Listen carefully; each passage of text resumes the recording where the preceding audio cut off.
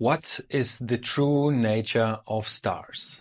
This video is for nerds, for real nerds, but especially also for those who want to know what happens if we dare to think or to rethink things.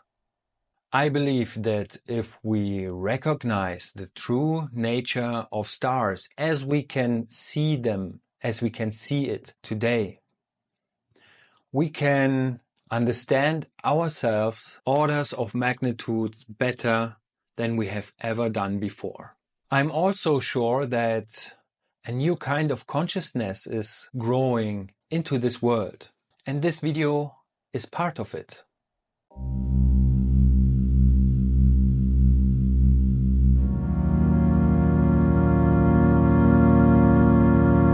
So, what are stars then?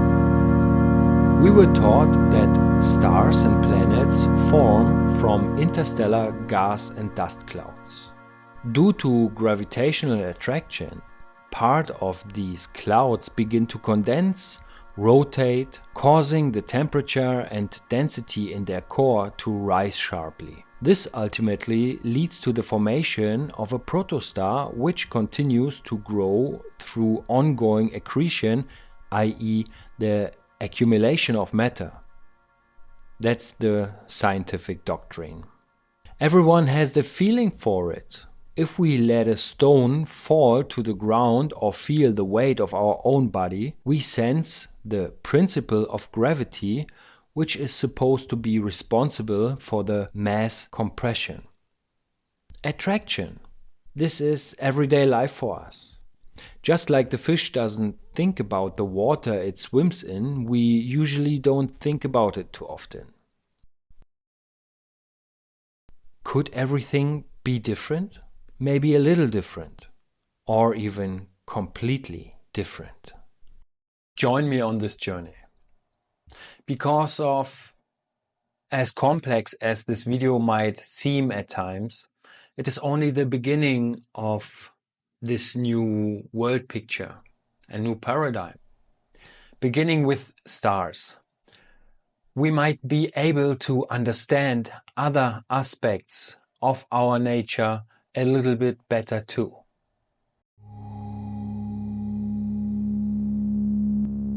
What if it is not gravity that shapes stars, and therefore everything else in the universe, as we've been told?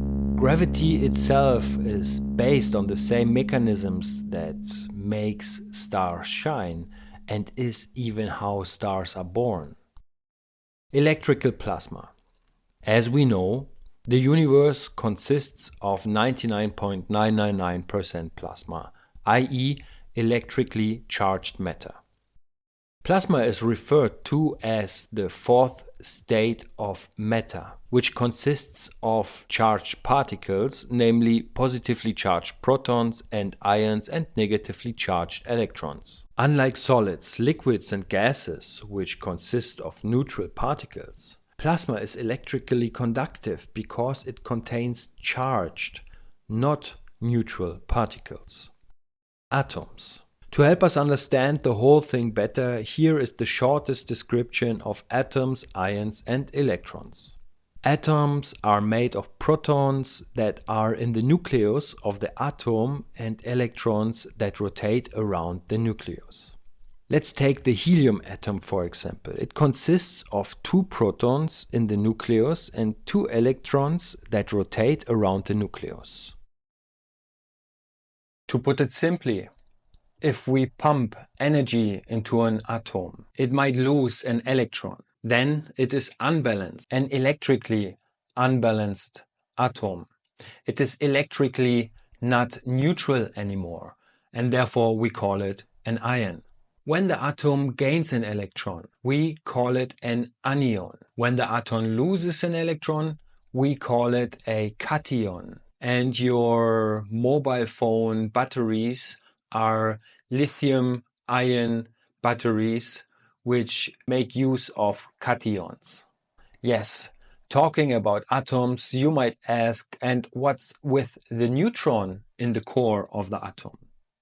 But for the sake of simplicity, we leave the neutrons out here because of what we basically want to understand, that there are two types of matter in this universe.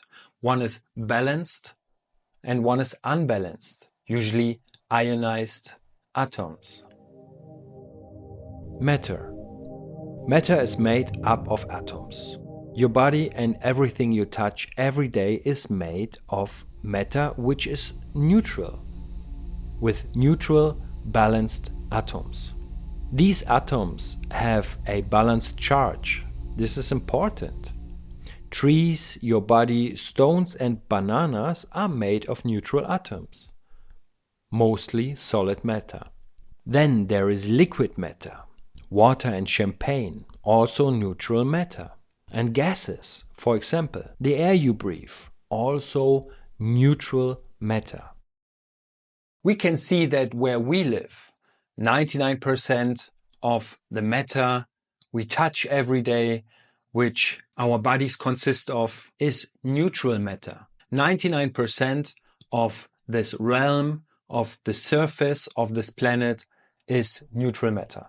However, in the interior of the Earth, there is a lot of radioactive matter, meaning that this type of matter, falling apart nuclei, falling apart atom cores, so to say, ionize a lot of normal matter down there, making it a plasma.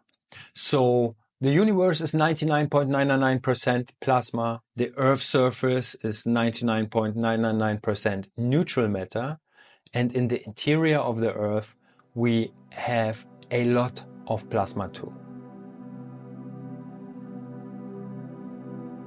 Let's look out into our beloved universe again. After all, we are in the middle of it all. This 99.999% neutral matter on the Earth's surface on which we live is actually only 0.0001% of the matter of the universe, because of over 99% of the matter in the universe is not neutral. It is in the form of plasma, incomplete atoms, individual electrons separated from individual protons, and so on. The charge carriers, i.e. protons and electrons, are separated from each other. Birkeland currents. Let us look at the space between the planets and stars and galaxies, the interplanetary, interstellar and intergalactic medium. A few years ago, space was completely empty for scientists except for stars and planets. People always talked about the perfect vacuum, but little by little it was realized that yes, a vacuum, but still the opposite was the case. Everywhere we looked, we found plasma. Empty space suddenly was full. Even when we look at dust and gas clouds as part of this medium, we see that they consist of a mixture of neutral and non-neutral matter. If only 1 out of 10,000 particles is ionized, i.e. electrically unbalanced, we are already talking about a plasma. In a cubic centimeter of space that appears perfectly empty, we find 1 million to several million particles. Nothing is empty. And on one nano-sized particle of dust, up to 10,000 electrons can be attached. Then we have a plasma. Plasma conducts energy. The universe is a vast sea of electrical plasma, because plasma is electrically conductive, current flows. Tremendously huge currents of electrical energy flow everywhere in the universe. To visualize this, just imagine a sea with different currents. For example, in an ocean, differences in water temperature and salinity are responsible for different density gradients, which cause the water to create different currents in its water mass.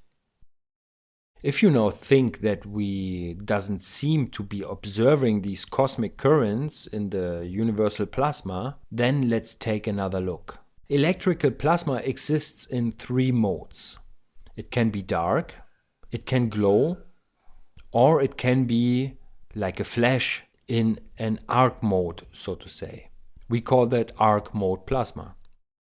If we look into the universe with our naked eyes, we only see the glowing or so-called arc mode plasma, stars and galaxies.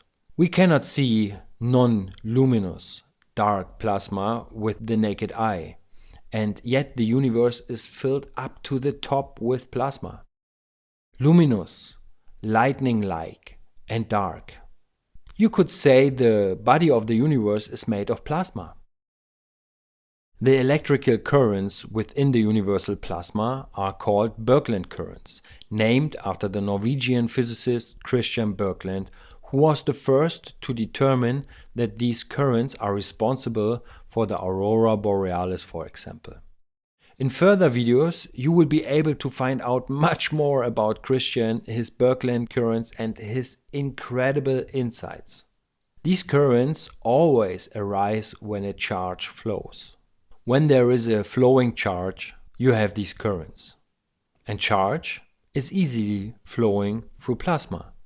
And 99.999% of the universe is in the state of plasma. Stars. Wherever a charge flows in the cosmos, it automatically creates a magnetic field around itself. Always. That's why we see so many magnetic fields. If this Birkeland current, i.e. an electrical charge, flows in plasma, hits a region of higher density, it can easily happen that the magnetic field is compressed and a so-called Z-pinch effect occurs, where the plasma is extremely focused and heated. A star is often formed at this point. There is even a Z-machine in the SNL laboratories in Albuquerque, New Mexico. There is also a so-called plasma focus device or plasma gun with which exactly these things can be created in the laboratory. The mere fact that the principles of universal electricity or the plasma universe can be reproduced in the laboratory indicates absolutely capable science. The physicist Anthony Perret was entrusted with classified research on plasma in the Los Alamos laboratories in the United States of America, which led to him ultimately writing the standard work, the standard book on electrical plasmas and plasma discharges. We will also go into much more detail about him and his work, because he found even greater realities having to do with plasma. Anthony Perret was a student of Hannes Alfvén, one of the fathers of plasma physics. Alfvén received the Nobel Prize in Physics in 1970 for his work on plasma and repeatedly addressed the fact that astrophysics had lost its way for some time now. As long as we do not pay attention to discharging processes and electrical processes in the macroscopic universe, we will never understand what shapes and drives stars and galaxies. Alfvén emphasized this wherever he could. Yet, he was marginalized. This is how it went down, sadly. Stars do not form when matter clumps together in a molecular cloud of gas and dust through gravitational attraction, begins then to rotate and at some point ignites in a thermonuclear manner, with planets then forming the rest of the matter of this disk. No. Huge electrical currents flow in the universal plasma everywhere. Whenever electricity flows, magnetic fields are created, always. And only through electric currents, magnetic fields are created. These magnetic fields are then focused when this current encounters obstacles such as other density ratios in plasma, gas or dust, and a plasmoid is then created in this focus. This plasmoid, when the cosmic lightning flows in the plasma subsides, is more or less ejected from this Z-pinch and enters its new electrical environment. A star is born. We will discuss plasmoids in more detail. With the so-called plasma gun, the plasma focus device, we can create plasmoids in the laboratory. Plasmoids are the best and most efficient stores of electrical energy. More on that another time. Depending on its environment, which is always an electrical environment, the star now reacts to the charge it has available because the plasma that now surrounds it feeds it. In principle, it is simple and elegant, but in practice, it is highly complex, as we will see. There's probably nothing more complex than plasma. A star is a transformation process of cosmic energy that flows in the arms of the galaxy. Here we are talking about galactic Birkeland currents. Stars are something like end users and transformers of this electricity. Intergalactic electricity is converted through the galaxy into interstellar energy, which feeds the star, which in turn is then down transformed for planets like our Earth. The Earth in turn, by virtue of its nature, can transform stellar energy into a format that we and nature can digest. Energy of galactic or stellar Birkeland currents would be far too extreme for us, so it would have to be transformed down. That is how nature works. You can also think of a star like a biological cell. In nature, it is always the same principle.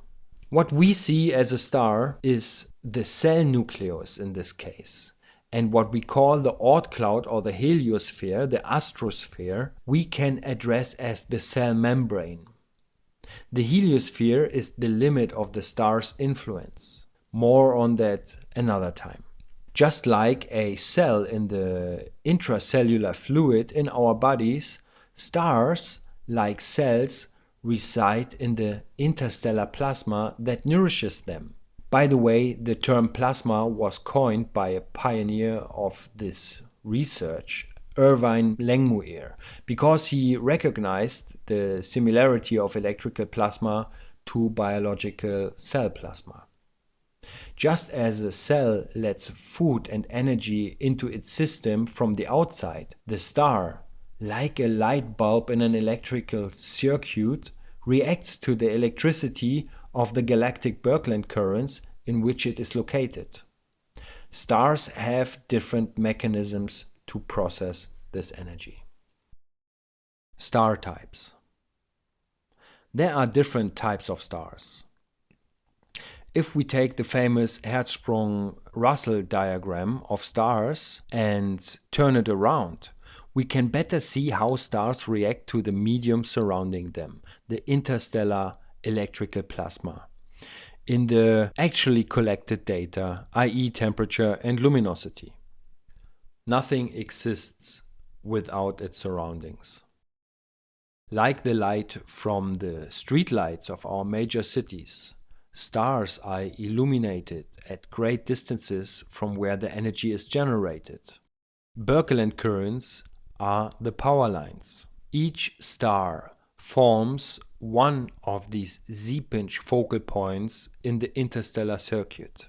In stars like our Sun, the current flows in dark mode, which means that we cannot directly see the spectacular luminous mode discharges of the feeder current, as we know them from supernova and so-called planetary nebula. And yet we can, through our probes like Voyager 1 and 2, show that nature also behaves exactly as described here at the edge of the solar system. Here are a few examples in which we can see how these Birkeland currents transition from dark mode to glow and arc mode, and the energy is focused in the Z-pinch.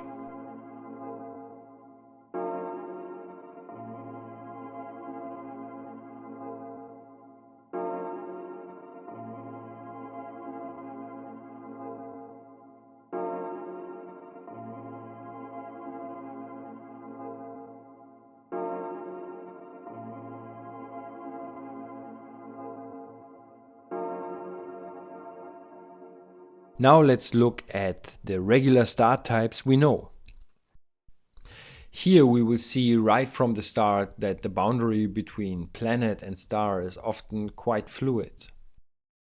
In general, there are brown and red and white dwarfs. Then come the main sequence stars like the Sun, followed by subgiants, giants and supergiants. That's the names science gave them, dwarfs and giants. Giving the perspective presented here, these names will certainly undergo a change in the future. I'm pretty sure. A star always reacts to the electrical environment surrounding it. The deeper we delve into these topics, the clearer the picture becomes. At some point you will think to yourself, of course, how could it be otherwise? Red dwarfs and brown dwarfs are not only the most common stars in our galaxy, 70 to 80%. They will also ultimately emerge as the most important candidates for the development of biological life. But to this, another time. As just mentioned, a star reacts to the electrical plasma surrounding it, just like cells in our body. Basically, we can identify two main differences in star types.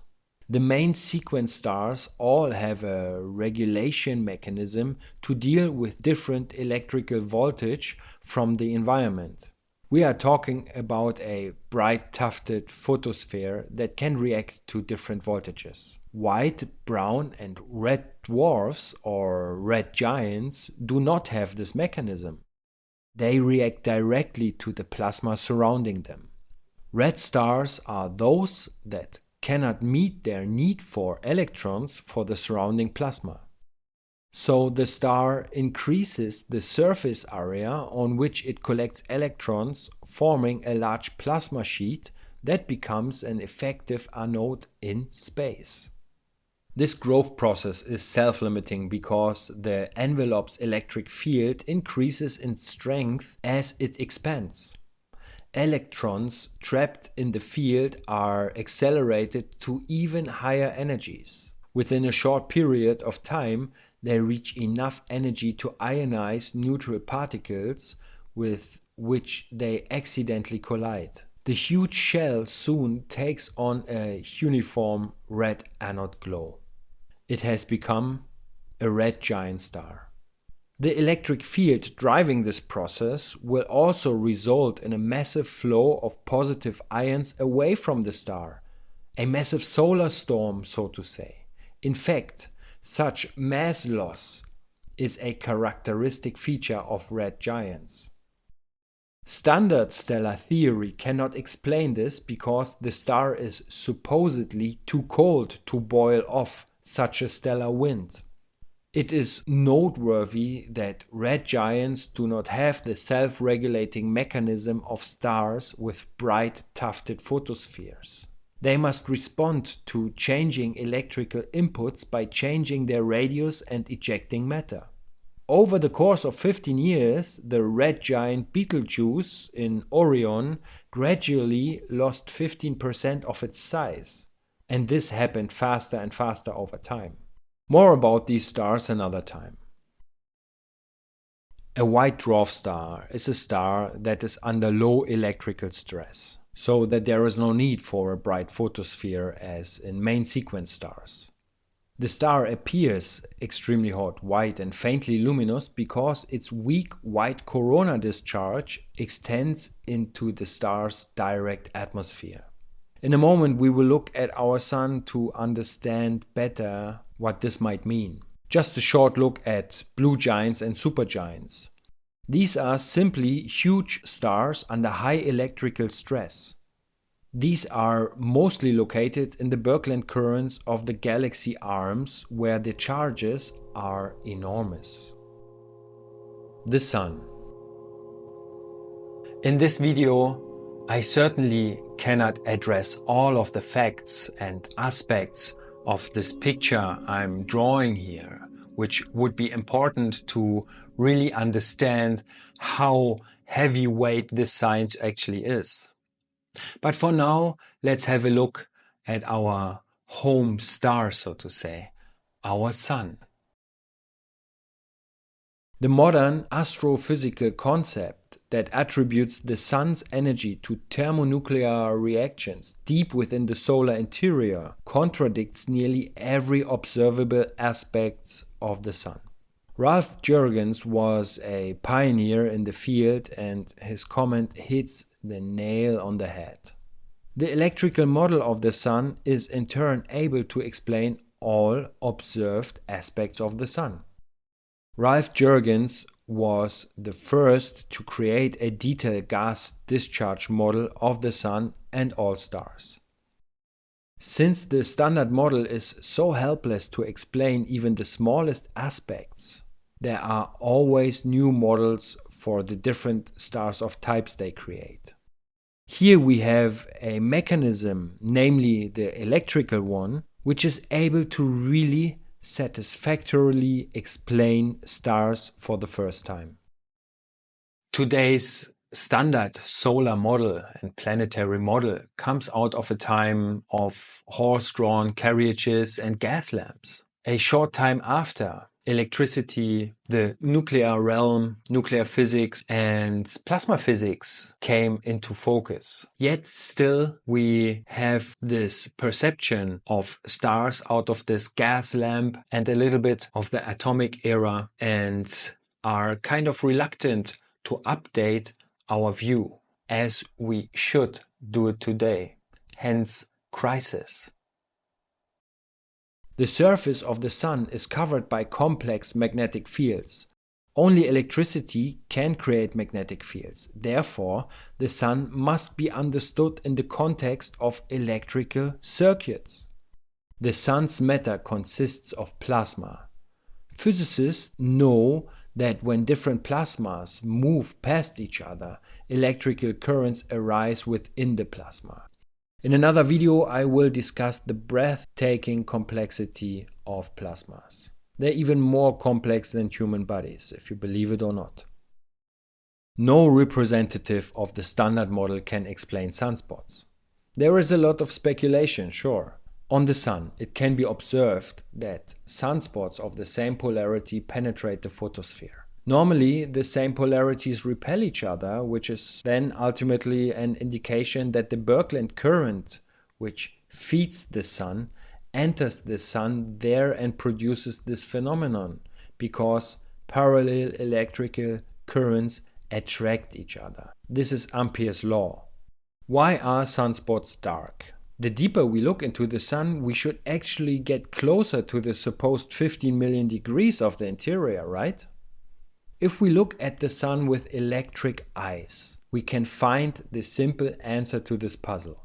Under the regulating photosphere, the sun is cooler. Christian Birkeland wrote, "It could be assumed that the interior of the sun forms the positive pole for enormously large electric currents. This assumption has the advantage of offering a natural explanation for the movement of sunspots at different latitudes." That's exactly what we are seeing. Sunspot movements are a measure of the changing voltage, of the changing current hitting the sun. He further wrote, "In this case, the origin of the sunspot must lie in the fact that the supposedly more or less insulating photosphere envelope was sometimes broken by disruptive charges, thus forming large electrical arcs." That's what we observe. These findings were published in 1902 and 1903. What happened? He also recognized back then that the sun must have a huge plasma torus around its equator from which the discharges that produce the sunspots come from. Today we see exactly that. A huge plasma torus in dark mode, so optically not visible. This torus stores energy. Plasmoids from earlier should be mentioned here again. This torus stores energy at a certain energy level. The plasmoid creates jets, polar jets, where on one side electrons come shooting out and on the other side positive ions come shooting out. Little tip here, we can see a lot of objects in the universe, stars, galaxies, with exactly that, polar jets, where matter comes out. There are many stars with so-called polar jets. There are galaxies with polar jets. The principle is the same. If that is not exciting enough for you, this is all getting even crazier, much more crazy. No matter where we look in nature, we see that. Wait until we get to our biology, or to Saturn and our possible more realistic history of Earth, or to the Emperor. If we look at the Sun in the X-ray range of electromagnetic radiation, we see a variable star. Nevertheless, the Sun's energy and light production are always the same within a range of 0.1%. If that wouldn't be the case, we wouldn't be alive. All bright main sequence stars have this mechanism of a regulating photosphere. As mentioned, brown and red dwarfs lack this mechanism. This will be very important for us again. An even more apparent indication of the electrical nature of the Sun is the temperature of the corona. While the surface is 5,500 degrees Celsius hot, the corona can reach up to 2.5 million degrees. As mentioned in my first video, it is as if a flame is shooting out of an ice cube. Also intriguing is that the so-called solar wind moves faster and faster the further it gets from the Sun. Electrically, this is easy to explain. The standard model, gravitational cosmology, only has explosions to explain the solar wind acceleration. With an electric eye, this is rather easy to explain. You may now be asking yourself, if this is all true, why isn't this recognized by mainstream science? I think in reality many scientists, many people already know and have realized that things are electrical. But groupthink, the funding mechanisms, special interest groups that benefit from this picture not being painted to the public, mortgages that have to be paid, and careers that are at stake only scratch the surface of the reasons that have so far prevented this from being discussed in all honesty. Once we have recognized that stars are like cells in an interstellar medium that supplies them with energy, just as we observe with biological cells in our body, it is not far to realize that we can use this knowledge to heal us much more effectively and to literally produce the energy we need for our lives, for our devices, for our cars, etc. And to identify the true framework conditions that make our mental, our spiritual experience in an electric world possible. Yes, this may all sound so unbelievable. Electric plasma, Birkeland currents, electric stars, electric galaxies, electric bodies, electric cells. In the end, we are and we will be able to tie this all and understand those things much better, therefore, to things like Vedanta or Buddhism, spirituality, or hidden wisdom teachings, so to say. Not only that, we will, as I mentioned, learn about real energy production, the way nature truly produces energy, or generates energy, I should say rather. We will also see and understand in a much more crisp way through these lenses, so to say, why the universe is inevitably alive. This will all come into our focus much clearer, much more colorful. Please support this channel, leave a like, and I say till next time. My name is Sasha. Ciao.